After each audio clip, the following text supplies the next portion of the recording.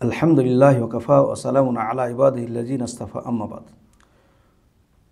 দিনী ভাইরা আমার, সামনের যে দিনগুলি আমাদের সামনে আসছে, এই জিলহজ মাসের যে সময়, এটা একটা গুরুত্বপূর্ণ সময়। এই সম্পর্কে আপনাদের সামনে কিছু আলোচনা করেছি।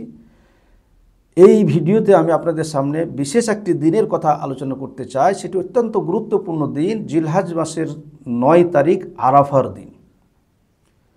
সর্বপ্রথম কথা হলো যে আমরা প্রথমে জানবো যে আরাফার দিন কোনটা। অনেকেই এই বিষয় নিয়ে অনেক ইখতিলাফ করেছেন, কিন্তু সঠিক মসলা বা সঠিক বিষয় হলো যে আরাফার দিন হলো প্রত্যেক দেশের জন্য জিলহজ মাসের 9 তারিখ হলো তাদের জন্য আরাফা। সেই দিনে আরাফার রোজা রাখবে।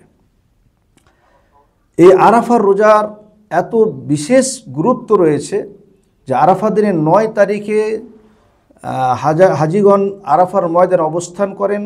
আরাফার ময়দানে যারা অবস্থান করেন তারা ছাড়া বাইরে বিশ্বের যে কোনো জায়গাতে 9 তারিখ, জিলহজ মাসের 9 তারিখ এই রোজাটি আমাদের পালন করতে হয়।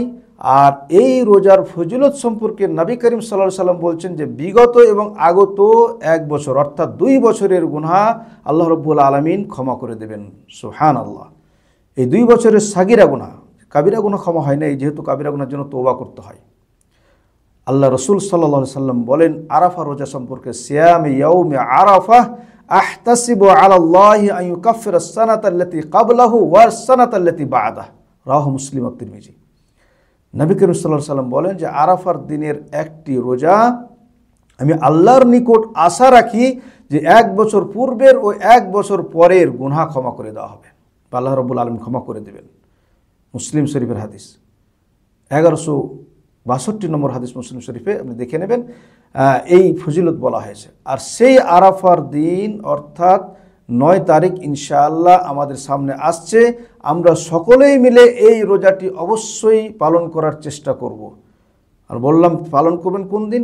প্রত্যেক দেশের চাঁদের হিসাবে যেই দিন আরবি মাসের জিলহজ মাসের 9 তারিখ হবে সেই দিন পালন করবেন। এটাই হচ্ছে সবথেকে গুরুত্বপূর্ণ এবং সবথেকে শ্রেয় মত। মহান রব্বুল আলামিন যেন আমাদেরকে এই গুরুত্বপূর্ণ রোজাটি সকলকে পালন করার তৌফিক দান করেন। আমিন। ওয়া সাল্লাল্লাহু আলা নবিয়িনা মুহাম্মদ।